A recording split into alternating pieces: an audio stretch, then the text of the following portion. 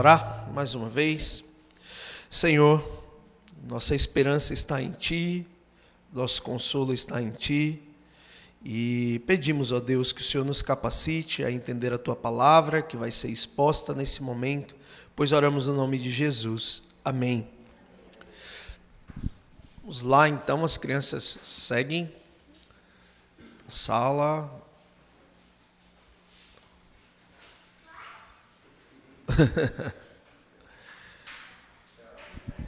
Pessoal do berçário caminha para lá também. Enquanto o pessoal chega lá, abre Romanos capítulo 12. Romanos capítulo 12, versículo 1 a 2.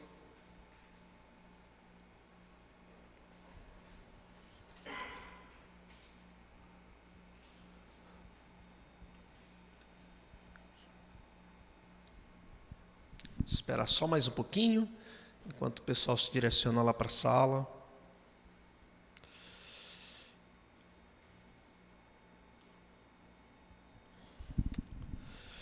Vamos fazer a leitura, então? Romanos capítulo 12, versículo 1 e 2. Portanto, irmãos, pelas misericórdias de Deus, peço que ofereçam o seu corpo como sacrifício vivo, santo e agradável a Deus. Este é o culto racional de vocês.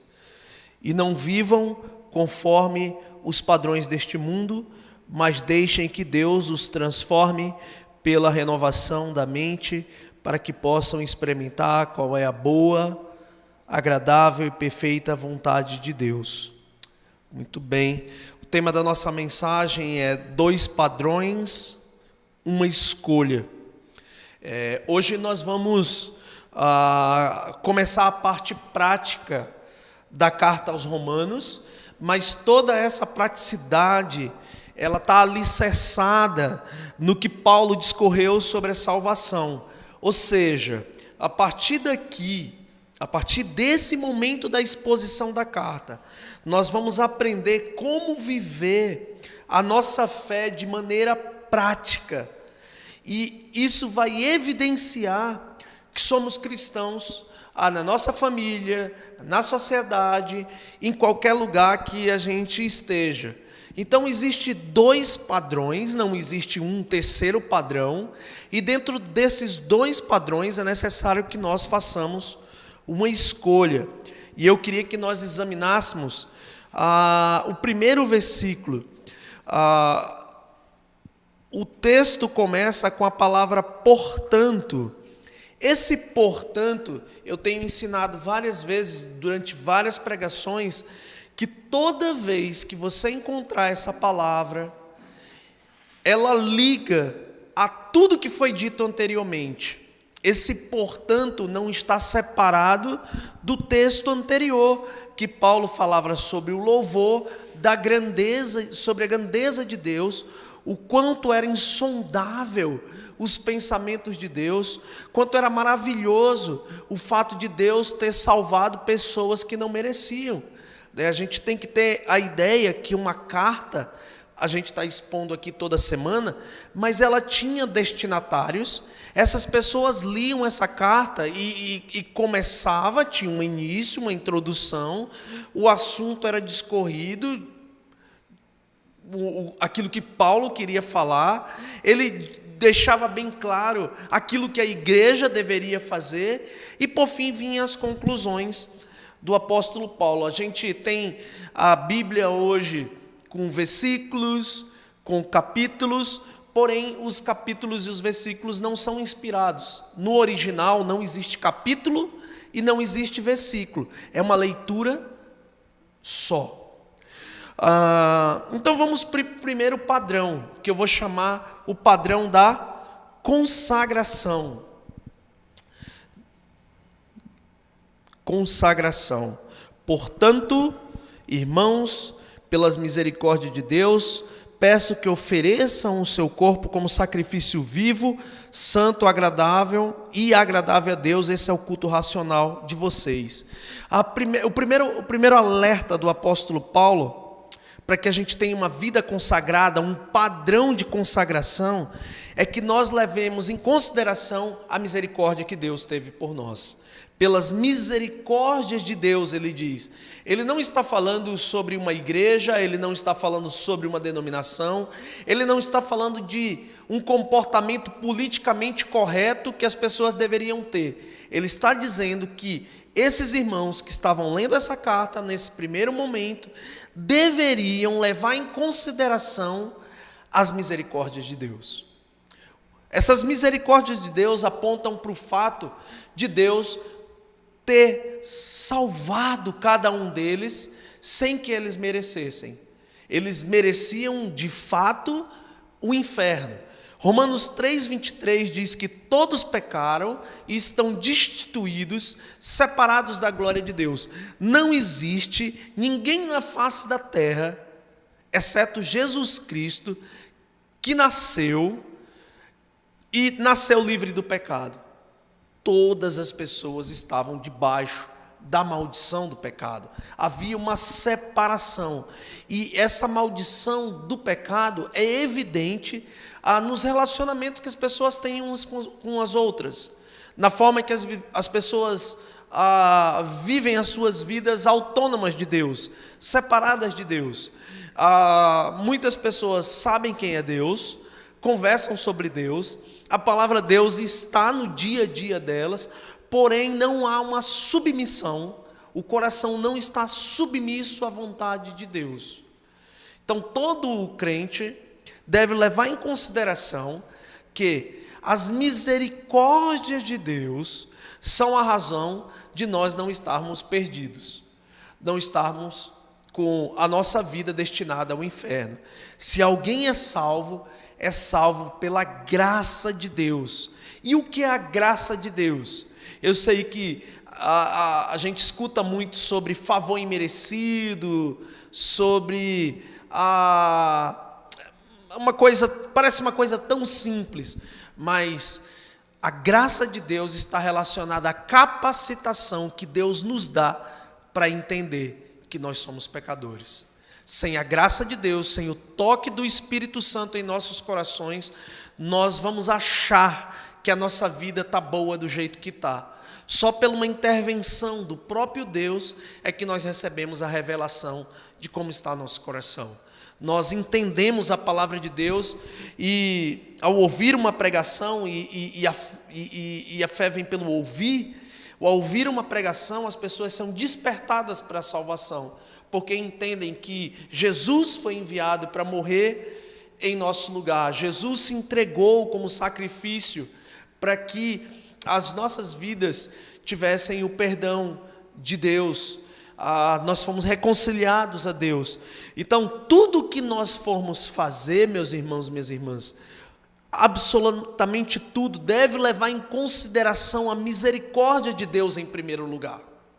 Se nós estamos vivos é por misericórdia de Deus. Eu quero lembrá-los que a gente, por mais que se esforce, nós não temos poder nenhum de colocar o ar dentro dos nossos pulmões, nós não temos poder nenhum de fazer o nosso coração bater por nossa própria conta, nós não temos poder nenhum sobre a nossa vida, nós somos extremamente frágeis, né? Já passou ali a pandemia do Covid-19, mas mostrou a fragilidade do ser humano, mostrou o quanto que nós somos frágeis. Vez ou outra a gente vê na nossa sociedade, aqui no nosso município, pessoas a morrerem de uma maneira tão banal, mostrando que é frágil, o nosso corpo é frágil, a nossa vida é frágil, nós não somos pessoas autossuficientes, nós não podemos sequer controlar o tempo, né? Com toda a tecnologia que existe no mundo, ainda não existe uma tecnologia que controle o tempo, que mantenha o tempo estabilizado do jeito que as pessoas querem. A gente não tem controle sobre essas coisas. Tudo que está acontecendo na nossa vida, até para as pessoas que não reverenciam Deus, não honram a Deus, não glorificam a Deus, elas estão debaixo dessa misericórdia de Deus. Estão debaixo, o sol, a chuva, o ar que respira, está para cristão e não cristãos. Então, quando nós formos pensar qualquer coisa que a gente vai investir a nossa vida, seja um estudo, um negócio, um relacionamento, e mesmo a nossa prática cristã, sempre tem que partir da misericórdia de Deus para a prática. Então, esse conhecimento da misericórdia de Deus faz com que nós tenhamos as ações corretas com a motivação correta. Ação correta com a motivação correta. Eu não sei se foi aqui ou em outro lugar que eu estava pregando, eu disse que a gente tem ações corretas na nossa vida, mas nem sempre com as motivações corretas. Eu estava explicando, eu estou usando esse exemplo muito de uma velhinha atravessando uma rua, em que tem bastante carro, e nós nos oferecendo a atravessar essa senhora na rua.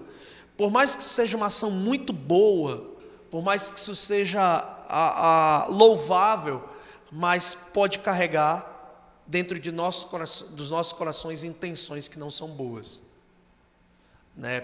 Podemos estar fazendo aquilo para receber um agradecimento, podemos estar fazendo aquilo para achar que somos bons, podemos estar fazendo aquilo porque no momento anterior a gente teve uma ação ruim e para compensar as coisas, a gente está fazendo uma ação boa, E a motivação correta acaba estragando a ação.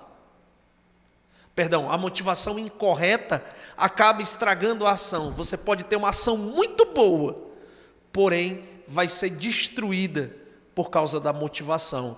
Às vezes uma pessoa tem um discurso muito bonito, palavras muito bonitas, porém a prática da vida dela, a prática da vida dessa pessoa acaba destruindo aquilo que ela fala.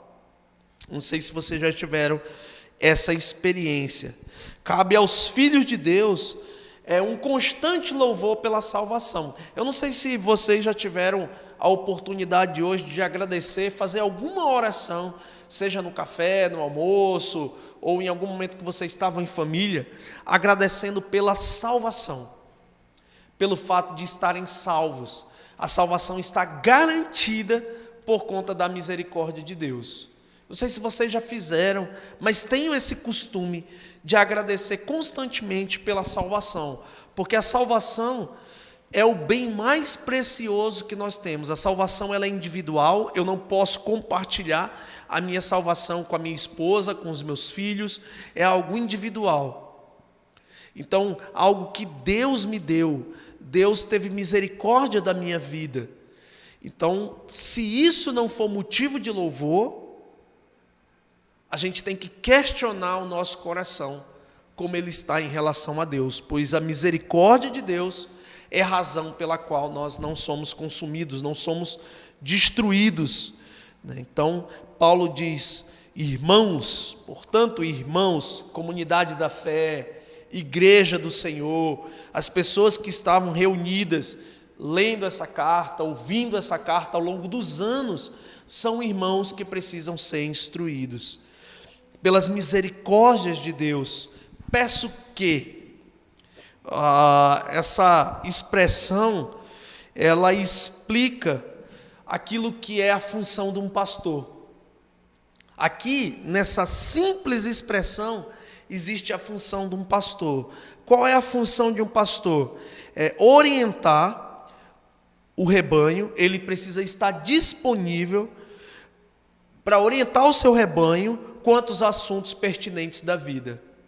Então, como as pessoas, os irmãos, as irmãs, vão escutar uma mensagem e essa mensagem vai ajudá-los na sua vida, no seu casamento, no seu trabalho, nos seus estudos, o pastor precisa estar disponível a pedir para que esses irmãos levem em consideração as misericórdias de Deus, Prestem bem atenção no que eu acabei de ler. Portanto, irmãos, pelas misericórdias de Deus, peço que.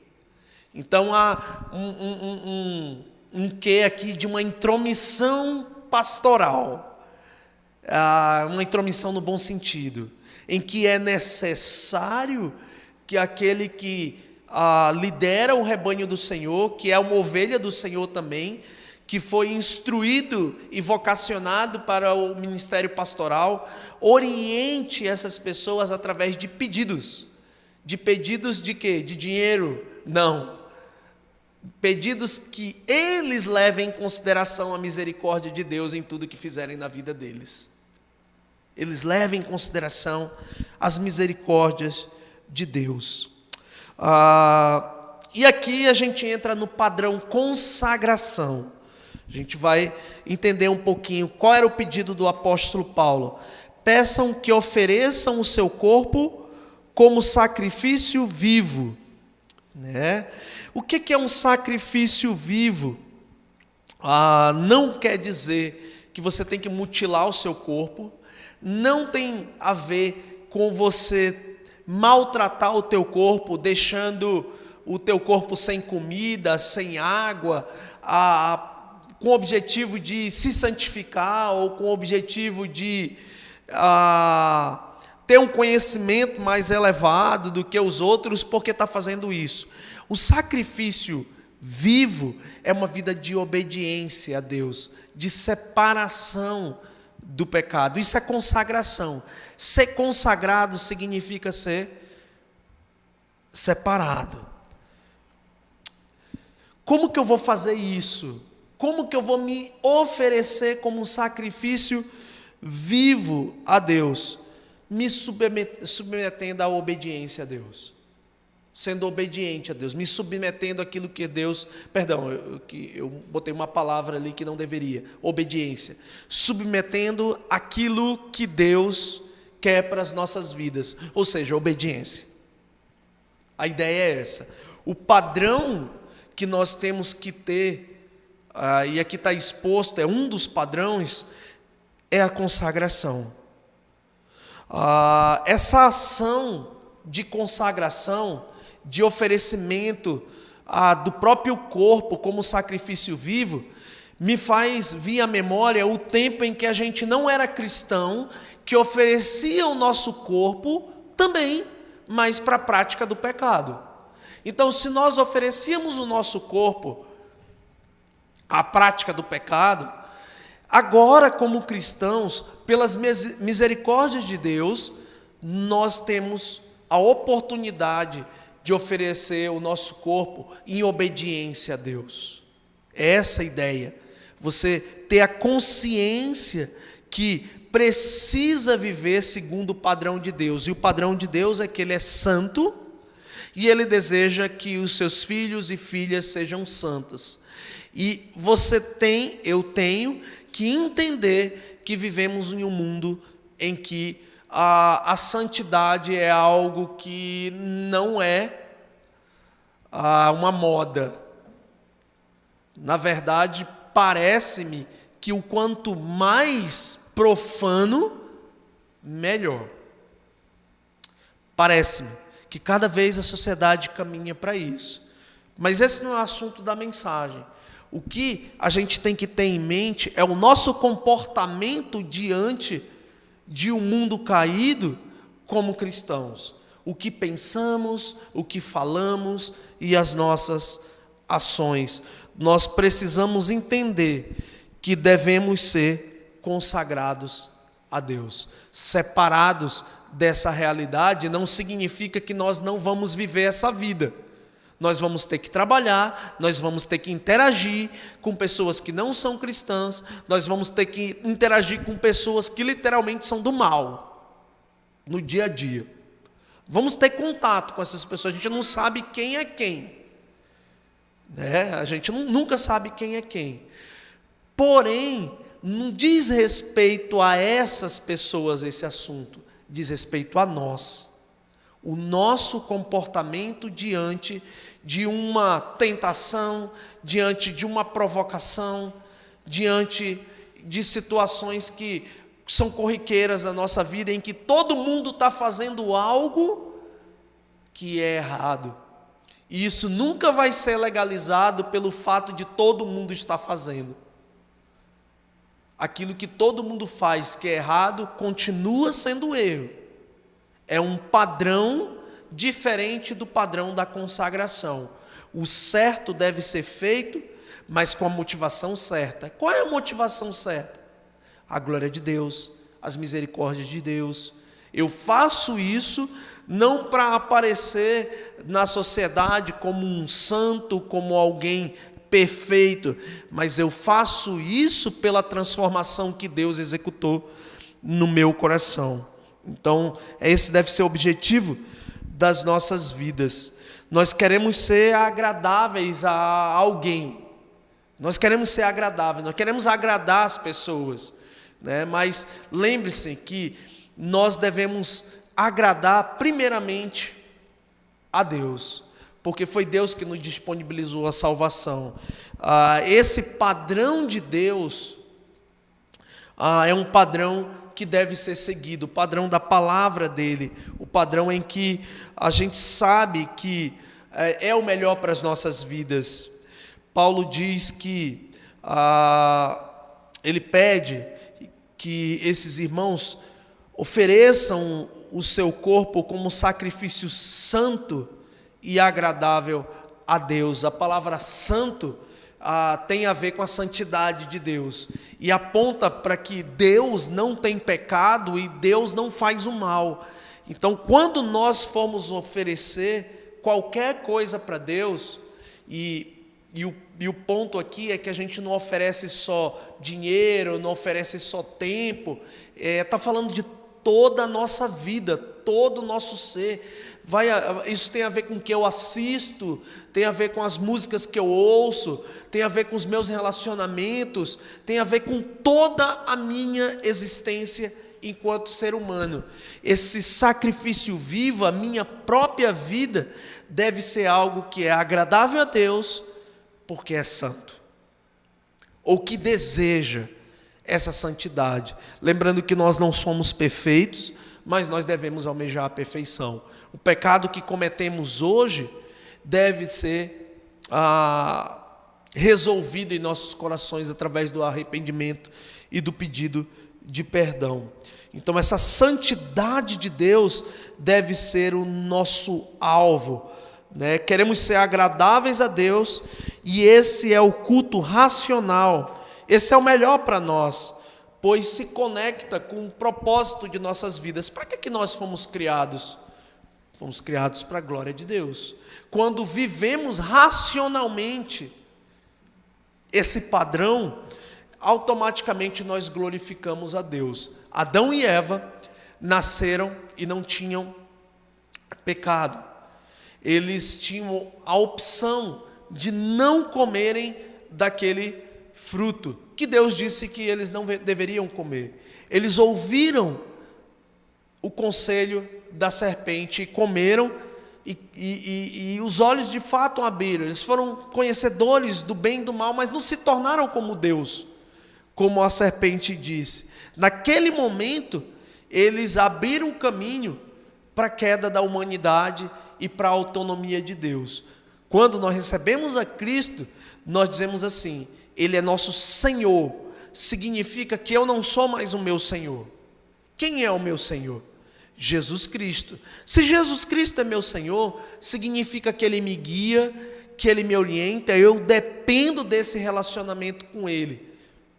Logo, eu glorifico Ele com a minha obediência. Eu glorifico Ele. É um jeito de louvar a Deus, e é uma forma mais integral do louvor, porque não é só as minhas palavras, mas a minha vida está compatível com aquilo que eu canto, com aquilo que eu falo, em todos os aspectos da minha existência. Então, quando o apóstolo Paulo diz que nós devemos oferecer o nosso corpo em sacrifício vivo, santo e agradável, ele aponta que este é o culto racional de vocês, é a forma como nós louvamos a Deus. Esse momento de culto que nós acabamos de cantar, ele é muito bom. Ele é muito bom, nós cantamos, nós pensamos naquilo que estamos cantando, mas ele é só uma das coisas, um dos momentos dos quais eu louvo a Deus. Eu tenho que viver essa vida, segundo esse padrão de consagração, todos os dias da minha existência. Eu tenho que olhar para ontem e dizer, ontem não foi legal, eu não fui um bom cristão, mas hoje eu preciso ser. As coisas que ficaram lá atrás já passaram. Eu não tenho como voltar atrás, mas eu tenho como olhar para frente e eu só tenho o presente para modificar, só o tempo presente. Então, quem eu fui ontem, eu não posso ser hoje. Hoje eu preciso ser melhor do que eu fui ontem. Para quê? Glorificar a Deus. Glorificar a Deus. E esse comportamento é extremamente benéfico para todos que nos rodeiam, para a sociedade como um todo, mas também para a nossa vida espiritual. Então, o primeiro padrão é da consagração. O segundo padrão é o padrão de mundanismo. Eu sempre digo que essa palavra é um pouco forte, mas ela carrega um significado forte mesmo, porque o padrão de mundanismo é tudo aquilo que é contrário à natureza de Deus. Então, se eu for pensar no que é mundanismo, agora está o conceito aí, é tudo que é contrário à natureza de Deus, podemos chamar de mundanismo. O apóstolo Paulo, ele foi enfático, ele disse assim, versículo 2, e não vivam conforme os padrões deste mundo. Então, o que significa essa frase? Significa que a gente vai ter que sair do mundo? Significa que a gente não vai mais ter relacionamentos com os nossos amigos, vamos viver numa bolha, vamos viver numa ilha como cristãos? Não, não significa isso. O que Paulo queria dizer? Que nós não devemos moldar as nossas ações, as nossas palavras, os nossos pensamentos com os padrões do mundo. Você tem que ter a ideia de um molde mesmo, de um molde, em que você vai cortar algo que vai ser similar àquele molde que era o original, o padrão. Então, digamos que nos nossos relacionamentos, na nossa vida íntima, em tudo que nós fazemos, vai aparecer um modelo no qual nós estamos recortando a nossa vida. Paulo está dizendo que não pode ser o padrão do mundo. Não pode. O que nós devemos optar é pelo padrão da consagração. Mas o que tinha na época do apóstolo Paulo para ele dizer o que estava dizendo? Porque lembra, esse texto foi escrito há 2000 anos atrás. Será que era pior? Será que era melhor do que agora? E a resposta é exatamente igual. Era exatamente igual. Porque o problema do homem sempre foi o pecado. O problema do homem sempre foi a autonomia de Deus. O que havia na época dele? Mentira. Lembra do julgamento de Jesus Cristo? Um monte de mentira. Havia corrupção. O julgamento de Jesus Cristo é uma prova dessa corrupção. Existia falsidade. É só você olhar para os 12 discípulos. Tinha um lá chamado Judas. Tinha fofoca? Tinha fofoca. Tinha assassinato? Tinha assassinato. Tinha imoralidade? Tinha imoralidade. Tinha sequestro. Tudo isso existia. Tudo isso existia desde quando Eva e Adão tomaram aquela decisão lá no Éden. É lógico que hoje, com muito mais gente no mundo, com muita tecnologia, informações circulando, nós temos mais acesso às informações. Porém, os pecados eram os mesmos pecados. Quando um cristão, e lembra que o apóstolo Paulo está falando com cristãos, eles decidem andar pelo padrão do mundanismo, ele não deve esperar nada menos do que sofrimento. Nada menos que sofrimento. Porque o padrão do mundo, as alternativas que são oferecidas, é tudo incompleto. É prazer imediato, engano, frustração, tristeza, solidão, fracasso, morte. No começo tudo é bom, mas no durante e lá para o final, as coisas começam a desandar, as coisas começam a sair errado, e aí a gente poderia usar o exemplo de alguém que decide cometer adultério, por exemplo. A gente poderia pegar isso aí. Parece que no mundo que nós vivemos isso é normal.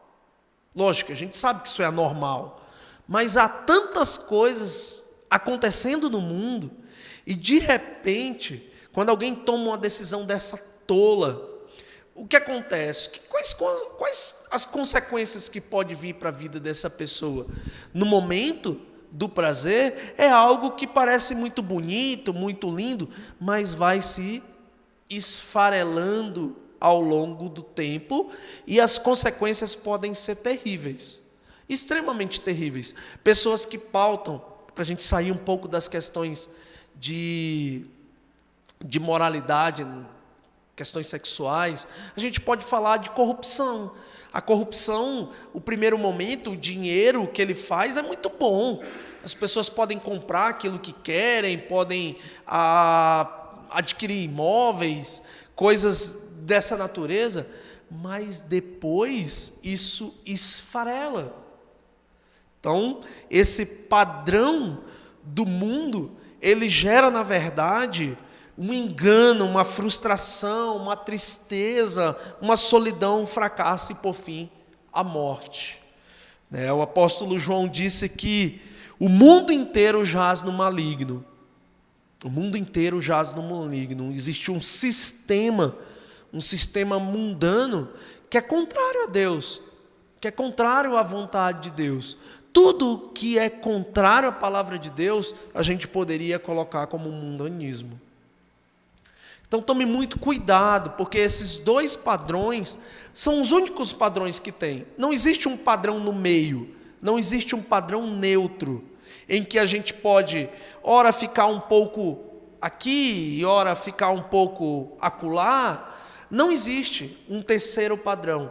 São só dois padrões.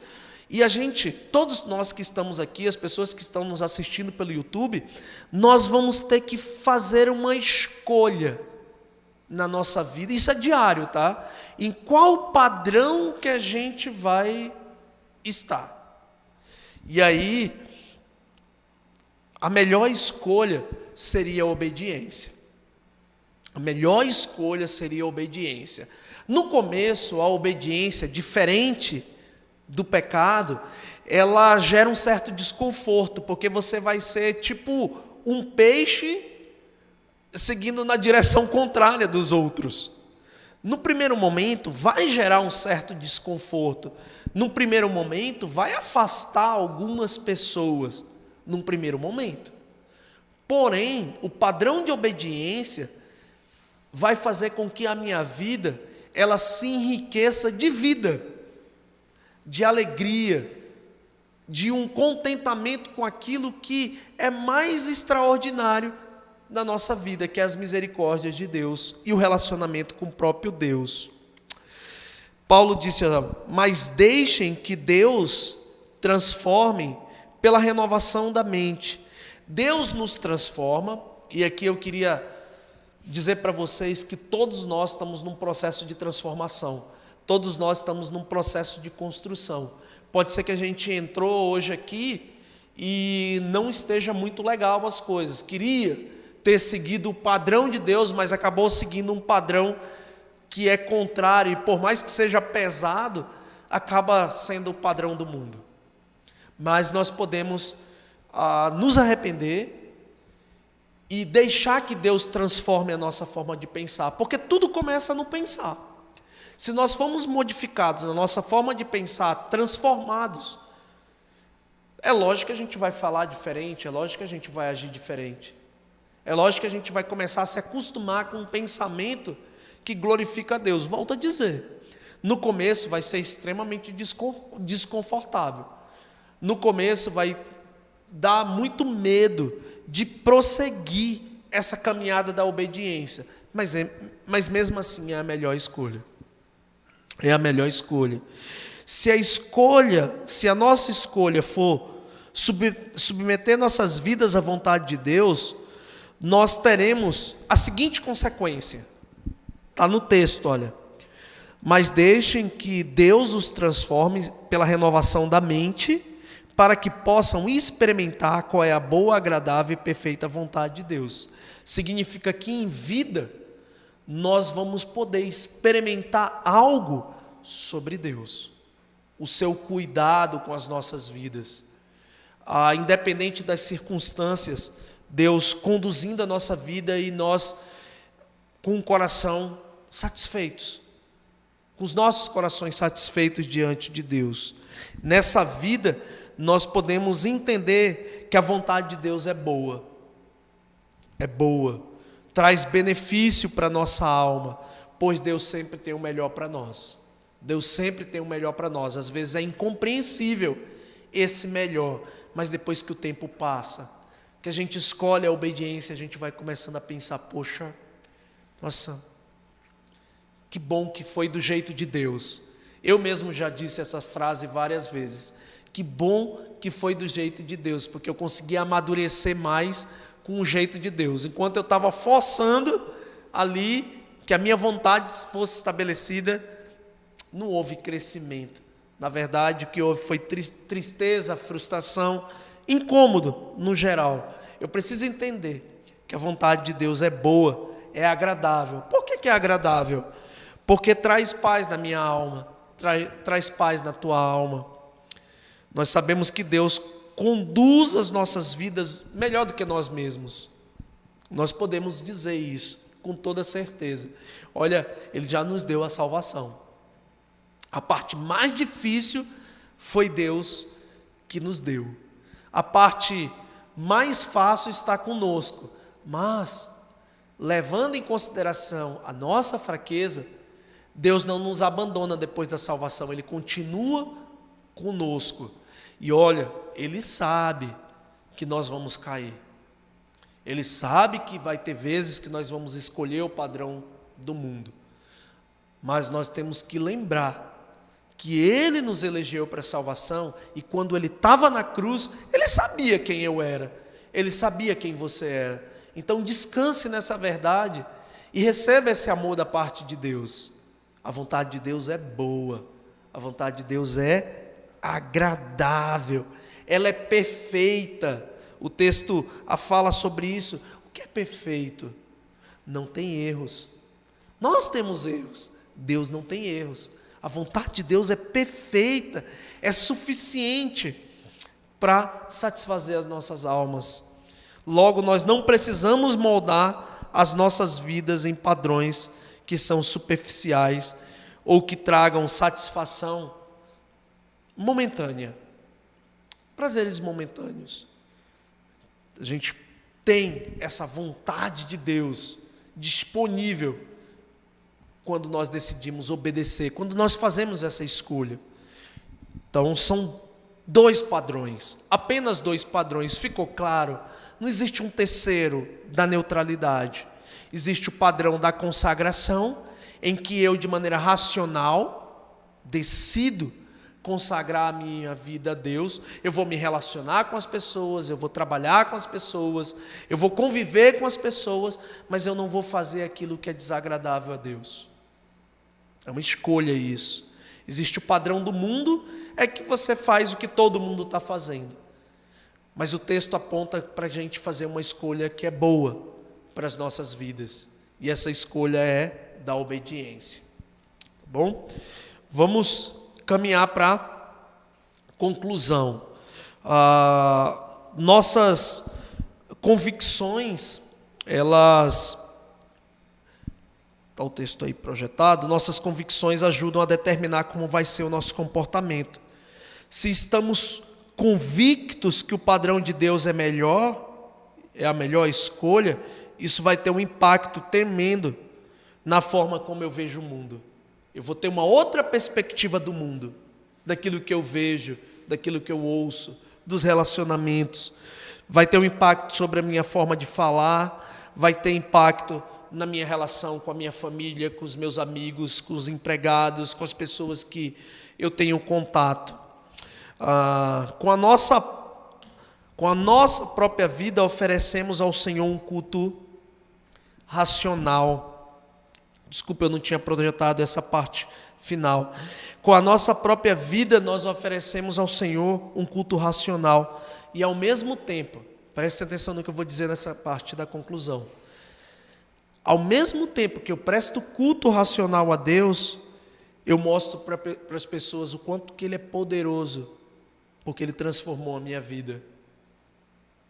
Viu como é uma via de mão dupla e que é muito bom que você escolha a obediência? Pois bem, vamos para algumas ações práticas e depois a gente vai orar. Nós precisamos ler a palavra de Deus, para quê? Para conhecer a vontade de Deus. Você só vai conhecer a vontade de Deus se você ler a palavra de Deus. Deus vai usar a palavra dele para transformar a nossa mente. Daí a importância de ler a palavra. Entregar a minha mente a Deus. Deixar que Deus comande meus pensamentos. Que Ele seja o regente. Não, Deus vai entrar na minha cabeça? Não, não é assim. Mas eu vou escutar, eu vou estar sensível aos alertas de Deus. Eu vou deixar que a minha mente seja transformada. E, por último, entregar o meu corpo. Viver sobre os padrões de Deus, como Deus deixou prescrito em sua palavra. Amém? Vamos orar? Querido Deus, obrigado pela oportunidade de pregar a Tua palavra. Obrigado, Senhor, pelo cuidado com as nossas vidas aqui. Que façamos a melhor escolha, a escolha da obediência. Nós aprendemos que existem dois padrões, eles são totalmente diferentes um do outro, e o meu anseio como pastor dessa congregação é que os meus irmãos e irmãs, as pessoas que estão assistindo, escolham a obediência e possam experimentar ainda em vida a boa, agradável e perfeita vontade de Deus. Esse é o desejo do meu coração. Eu peço que o Senhor fortaleça a fé de cada um deles, pois nós oramos no nome de Jesus. Amém. Muito bom, encerrou o nosso tempo aqui de culto. Que Deus abençoe vocês que nos assistem pelo YouTube. E está encerrado.